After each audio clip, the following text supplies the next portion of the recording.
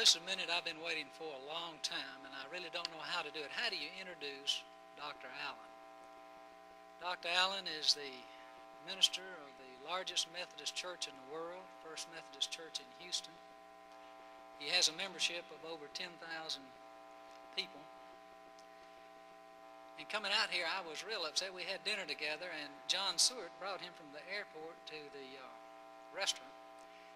And I noticed he didn't have his notebook or anything, and I just knew that he had forgotten it. And I was trying to figure a real diplomatic way to say, Dr. Allen, have you forgotten your notes? We were going straight to the meeting from here. Worried about it all the way through dinner, and coming out here, I thought, well, I'll ask him. I said, Dr. Allen, how long will you want to speak? I thought maybe that reminded him. He said, it doesn't make any difference. He says, you tell me how long, and it's like an accordion, and I'll just match it. So I'm glad to see he still has the program I gave him. I don't think he has any notes. We're just real thrilled, Dr. Allen, to have you tonight. I'd like to see a show of hands of everyone who has heard Dr. Allen speak. How about that? Well, you see, Dr. Allen, I don't have to introduce you. I will say one thing. When I accepted this job, I asked around about speakers, and I said, who has been the most popular? And Dr. Charles Allen's name came up so many times. We're just real thrilled to have him. Immediately following this message and song by Gil Oxendine, we'll have the message by Dr. Charles Allen.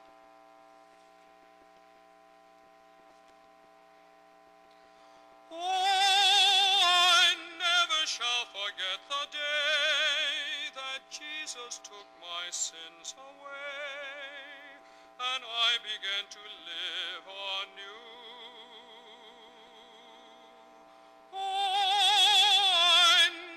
Shall forget the way he came into my heart to stay. At last I found a friendship true. First he brushed away the clouds of fear and gave to me a song. Then he promised always to be near and keep me from all wrong. Oh, I never shall forget the day that Jesus took my sins away, and he will do the same for you. Oh, I never shall forget the hour, his saving grace, his cleansing power, redeemed my soul and set me free. There will never be another doubt, there'll never be a day without his smiling face for me to see. I can trust in his unchanging love, for it will never die, till the day he calls me home above, to dwell with him on high. Oh, I never shall forget the hour, his saving grace, his cleansing power, redeemed my soul and set me free.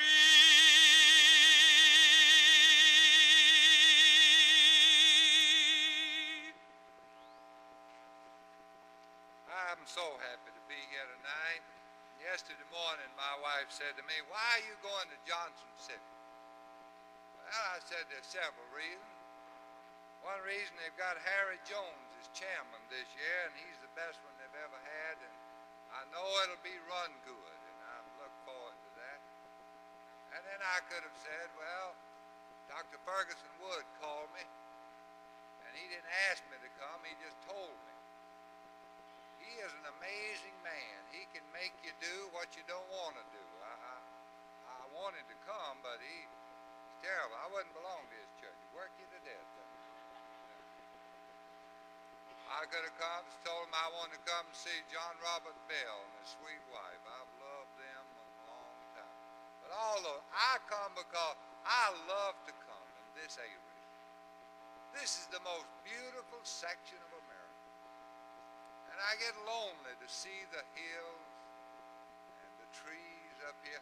I was driving over to Lake Charles, Louisiana the other night, and I picked up a boys in college in Texas. And we were driving along, and we crossed over the line between Texas and Louisiana.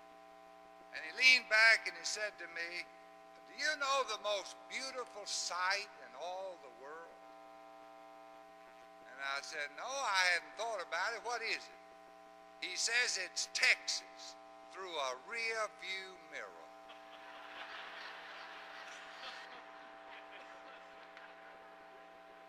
And I tell you, it's a great joy. I've been coming up here for many years, and it's just a great joy. I love to come, and I'm grateful to you for letting me come. I'll be speaking at the theater each noon and 12 o'clock downtown, and I hope you'll come. Let's fill the theater. I've been working on what I'll be talking about there this week.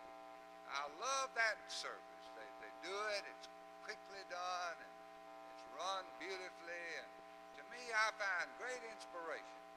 So I look forward to seeing you in the morning at noon and 12 o'clock at the theater. But I thought a lot about what I'd talk about tonight, and I come back to the one chapter in the Bible that I love the most, and the one that you love the most, the 23rd Psalm. I've spoken on that before here, but I just sort of felt like I'd like to do it again. The 23rd Psalm is a description of the character and activity of God. There are 9 phrases in the 23rd Psalm that describe God. And then there are 2 conclusions. I don't have time tonight to deal with all 9 of the phrases. I want to say a little more about the 2 conclusions. But the psalmist begins, "The Lord is my shepherd. I shall not want." In the early morning, the shepherd would lead the sheep out to where the grass was green, the water was pure. During the day, the shepherd would protect the sheep from the wild animals. He would minister to the sheep if they got hurt. At the close of the day, he would lead them to the shelter and safety of the fold.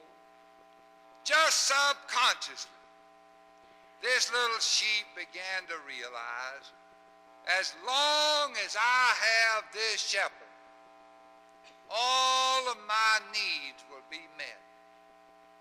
Now, after a long life, David looks back and sees how that in every circumstance, God has been sufficient.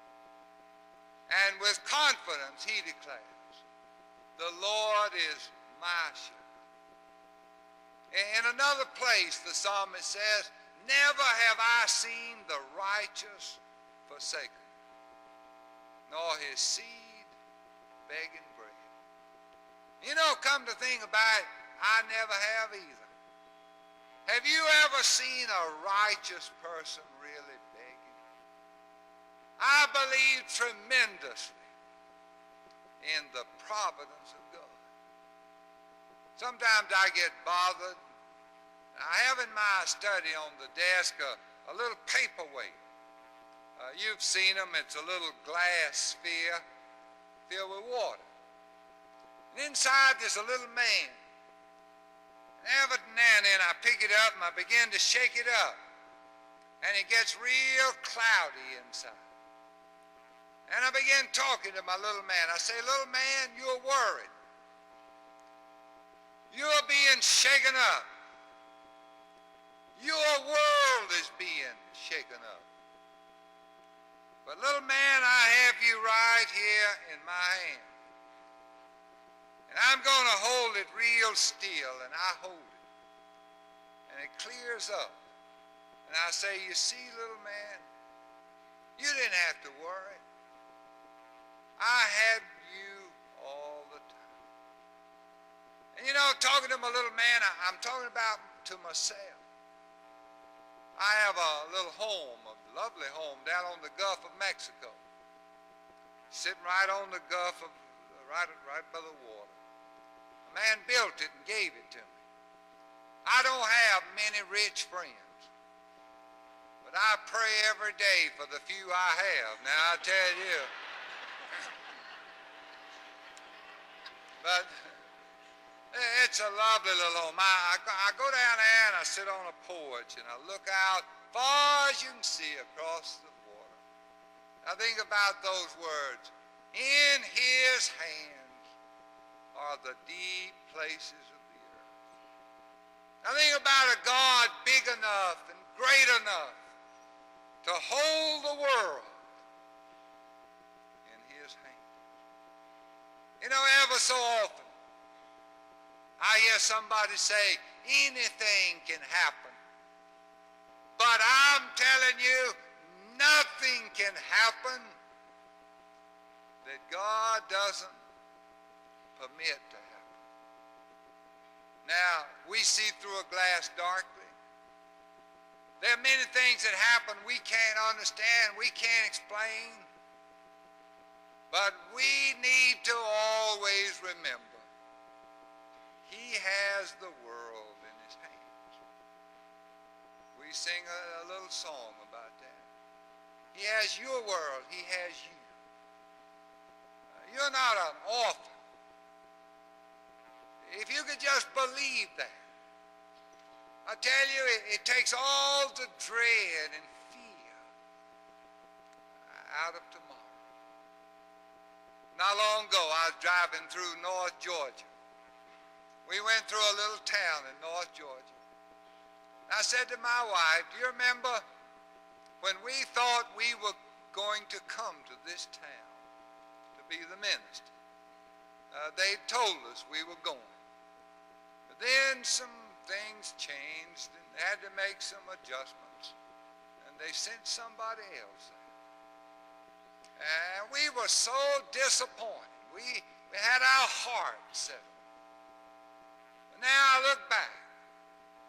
This June I will have been a pastor for 40 years. I look back over those 40 years and I tell you, I believe somehow the hand of providence has been on my life. I believe that. It's turned out a lot better than I ever dreamed it would turn out. And I've come to this feeling. If God would take an interest in my life, the last 40 years, he'll be the same God the next 40 years. What do I have to worry about? Why do I need to be afraid of tomorrow? The Lord is my shepherd. I shall not want. Notice this next phrase. He maketh me to lie down in green pastures. The early morning, the shepherd would lead the sheep out to where the grass was green and the water was pure. Long about noontime or before, maybe 10 o'clock, the sheep would get thirsty. The wise shepherd would not let the sheep eat, drink with its stomach filled with undigested grass. Instead, he would command him to lie down and be still and cool off. Study the lives of great people. You'll find they had periods of quietness. Before God could ever break through into the life of Moses, he had to get him out there away from the crowd on that hillside. Then it was he saw the bush that was burning. Before God could ever break through into the life of St. Paul, got him out on that lonely Damascus road. Then it was we saw the heavenly vision. Study the lives of our Lord. You'll see how many times Jesus got away from the crowd to be alone. You know what I think is the worst sin in America? The worst sin. We are in too big of a hurry. We're all the time running. We don't have time to stop and be quiet and be still. I visit a lot of people in the hospital. Many times I say to people in the hospital, sometimes when you're on your back, it's a lot easier to look up. And many times that's true. When you're on your back, and sometimes it may be that God might put us on our backs to force us to look up.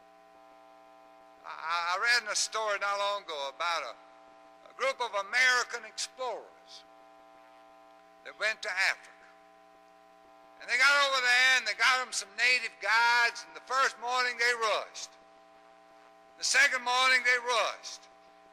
Third morning they rushed. That's typical of us. We are all the time rushing somewhere. We are the goingest people that's ever lived. During the last war, some American boys were visiting a volcano. And one of them looked down at that boiling mass of lava and said, I declare, it looks like hell. And the guide said, you Americans have been everywhere, haven't you? But one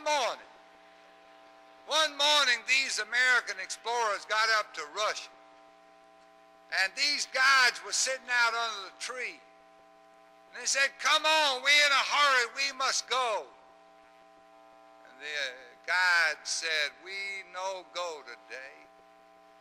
We rest today to let our souls catch up with our bodies. And I think sometimes we have outrun our souls. He maketh me to lie down. Another place he says, be still and know that I am God. We need to draw apart. That's something the preaching mission does. We draw apart. We come together with a great number of other people. We sing and we pray. We think about God. Johnson City is a better city because of a mission like this. You're a better person because you go to the church and you worship the Lord. Well, there are so many of these phrases that I would like to lift up. There are 9 of them, but let me mention this one. Yea, though I walk through the valley of the shadow of death, I will fear no evil, for thou art with me. This is what Phillips Brooks called the nightingale of the song. Because, said he, the nightingale sings its sweetest when the night is the darkest.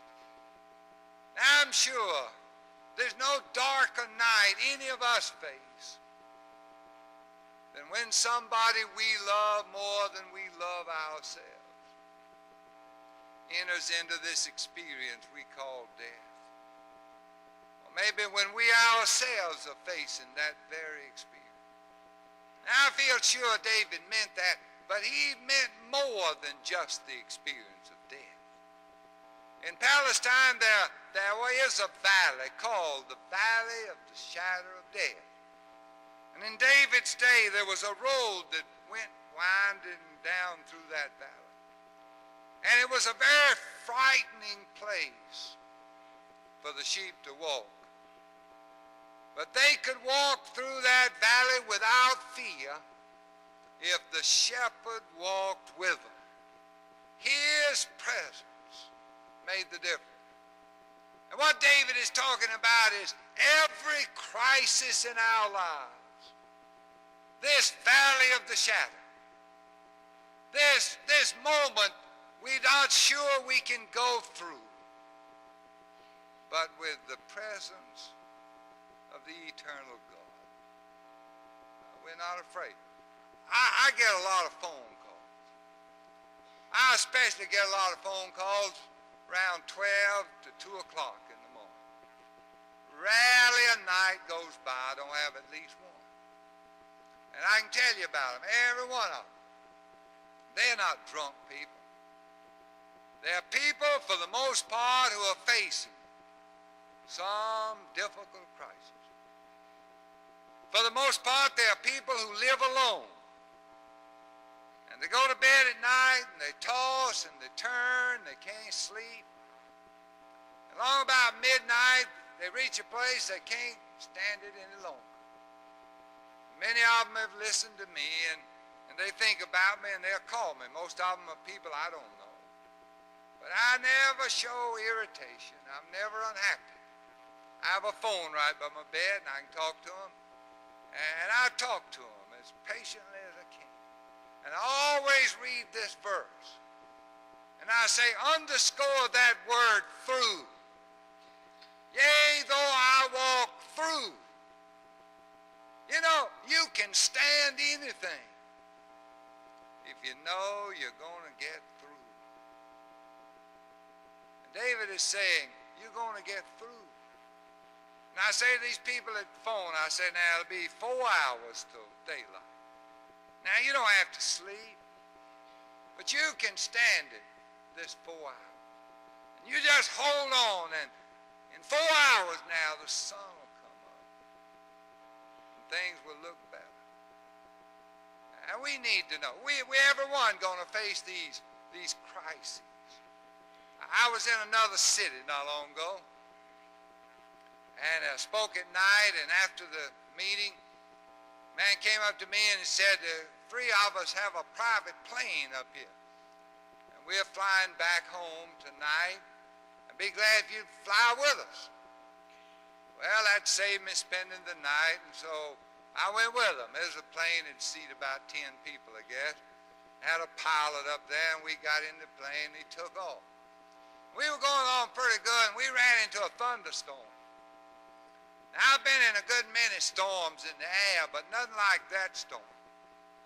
I want to tell you, that plane twisted, turned, and dropped, and it'd go up. I could see the lightning out the window, and the pouring rain, and I didn't think that plane would hold together. The truth is, I got so scared, I repented of some things I hadn't even done. Now, that's the truth. But after a while, the pilot's voice came over the speaker. And he said, now, I know this has been real rough, and we're still not out of it yet, but I want to tell you, I can see the end of this turbulence. And in just a matter of 3 or 4 minutes now, we'll be out of it. And it'll be clear all the way on. And suddenly I wasn't afraid anymore. It was still rough and bumpy. But suddenly I wasn't afraid because I didn't mind the bumps. I had the assurance we were going to get through. We come to these crises in our lives. They can be frightening experiences. We remember the words of David, yea, though I walk through the valley. That's the key word, through. If you can get through, you're going to make it. Well, there are 9 of these phrases, but then David came to the conclusion. And that really is the thrilling part of the 23rd Psalm. These 9 phrases are just preliminary to the conclusion. He's saying with a God like this God, the first thing is tomorrow will be good. With a God like this God, you can look forward with hope. He said, surely goodness and mercy shall follow me all the days of my life. That's a thrilling thing. You're not pessimistic. You face the future with hope. One of the things my wife and I have enjoyed through the years is going to New York. New York always fascinates me. And we go up there ever so often. I like to go to some of those plays. But one time we went to see South Pacific. That isn't the best play. You've seen South Pacific. But Mary Martin was singing in that play. And I wanted to hear Mary Martin. I want to confess to you tonight, across the years, I've had a little crush on Mary Martin. I think she's wonderful. And in that play, there's a song entitled, I'm a Cockeyed Optimist. It isn't a great hymn. But in that song, I never had heard it before. She came right out on the front of the stage and sang it. There's one little phrase. I'm stuck like a dope, D-O-P-E, dope, with a thing called hope. I can't get it out of my heart. You know, that little phrase just sort of stuck with me. And I walked out of that theater that night just saying, I'm stuck like a dope with a thing called hope. I can't get it out of my heart. And that phrase has just sort of become a part of me. Rarely a day ever passes that I don't find myself saying, I'm stuck like a dope with a thing called hope. I can't get it out of my heart. You know, one of the best things I ever heard, somebody said, my disappointment may be God's appointment. My disappointment may be God's appointment. The thing you had your heart set on, then you missed, and you had to take another way. It might be that was the plan of God all the time, and the best. Up in Illinois, there was a little Swedish boy. He grew up in Illinois. His family was poor. He was poor. But he had a dream. He wanted to be a photographer and take pictures. And he saved his pennies. Finally, he got enough money, and he ordered a book on how to be a photographer. But somehow the publisher mixed it up and sent him a book on how to be a ventriloquist. He said he cried for a week. He didn't know what the word meant.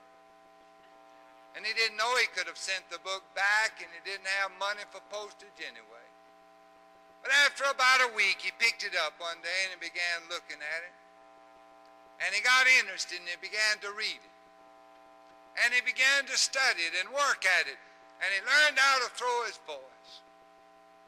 And he made him a little wooden dummy. And he named his dummy Charlie McCarthy. And out of that experience, Edgar Bergen built a wonderful career and a wonderful life. And how do I know? Maybe it wasn't just a mistake of the publisher. Maybe the Lord sent him that book. You can't tell. Your disappointment. There's a person here tonight who hadn't suffered some disappointment. But it may be God's appointment. Do you remember the first time you were in love? Now that brings up some memories, doesn't it? The first time you were in love. I remember I was in the 7th grade.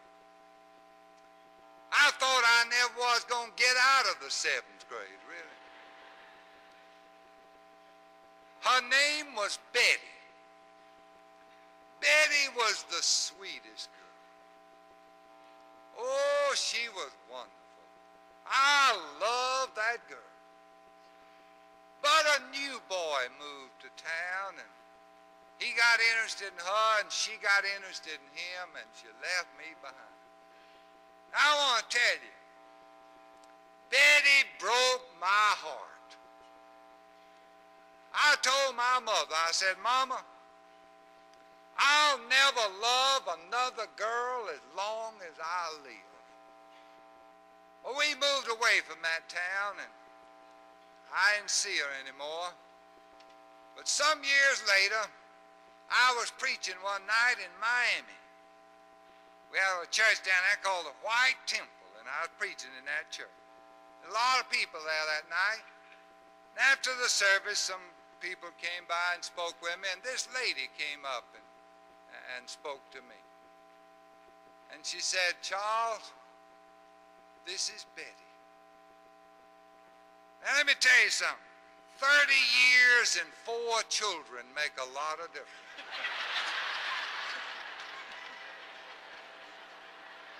A lot of difference. And you know, I looked at that girl and I said, Lord, thank you for saving me. Your disappointment may be God's appointment. I don't know. David is saying, though, with a God like this God, tomorrow will be good. Surely, goodness and mercy shall follow me all the days of my life. I'd like to say it one more time about Mary Martin. You know, David would have liked that song. Knowing David, he would have liked Mary Martin, I'll tell you that. I'm stuck like a dope with a thing called hope. I can't get it out of my heart. And then David says, not only tomorrow, but beyond tomorrow will also be good. And I will dwell in the house of the Lord forever. You know, one of the things I enjoy, the church where I'm the minister is right downtown on the main street of a city. Many times along about 4:30 or 5 o'clock in the afternoon, I like to go out and sit on the front steps of that church. To me, that's the most thrilling sight I see. Suddenly, the sidewalks are just full of people. The buses are crowded and people are standing in them. The cars are just bumper to bumper. What's happening? A city has done its day's work, and now it's going home. You know, there's something thrilling about going home. John Howard Payne looked out the window of a boarding house in Paris, and suddenly he got homesick as he saw all these people. He sat down and began to write, mid pleasures and palaces, though we may roam, be it ever so humble, there's no place like home. You know, the most important thing in your life, the most precious possession you have is your home. I know some people that don't have a home. I tell you, that's bad. I really think the saddest thing that Jesus ever said was when he said the birds of the air have nests, the foxes have holes, but the Son of Man has not where to lay his head. The fact that Jesus didn't have a home, I think, was his heaviest burden. Your home is important. Your home means so much. But I want to tell you something worse than not having a home. not having anywhere to go at night. It's to not have any assurance that beyond this life, there's anywhere to go. Not having the assurance that there's such a thing as a home beyond this world. And I tell you, without that assurance, I question that it's worth the struggle. But with that assurance, you can stand whatever you have to stand. David is saying, a God like this God is not going to desert his children. He's going to hold them in his hand. If I were to ask you tonight, if you have some loved one, somebody you dearly love, who has died, how many would hold up their hands? Everybody here, I guess. That's a hard experience. Ever so often, I come home in the afternoon, my wife and I are getting a car. We'll drive out a city in our street called Westheimer, out to the edge of the city. And we'll turn in the gates of a little cemetery out there. It's a lovely little cemetery. And we'll wind around and we'll stop. And we'll get out of the car. And we'll stand there. There are two little graves there, just about that long. And those are our two little grandsons. And I think about those little boys. One of them was born and he lived a day. Then a year or two later, the next one was born and he lived a week. Then we took him out there and buried him in the ground. And I know something of the hurt and the disappointment and the sorrow, just as you know. But I want to tell you something as I stand here. There'll come a day when I'll see my little grandsons, when I can play with them and love them. They'll love me. I believe that. You have not lost your loved ones who have died. Your life is not going to end up in some old cemetery out here. You're going to live forever. And I shall dwell in the house of the Lord forever. No wonder we love the 23rd Psalm. It strengthens our faith. It gives us more assurance than anything I know. God bless you. And that's why we have the preaching mission. The whole purpose is to help us to understand better that God knows us and God loves us. And I pray that's what will be accomplished during these days. God bless you.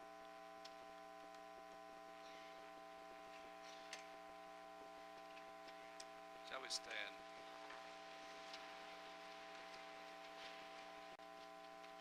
May God bless thee and keep thee. The Lord make his face to shine upon thee and be gracious unto thee. The Lord lift up his countenance upon thee and give thee peace. Amen.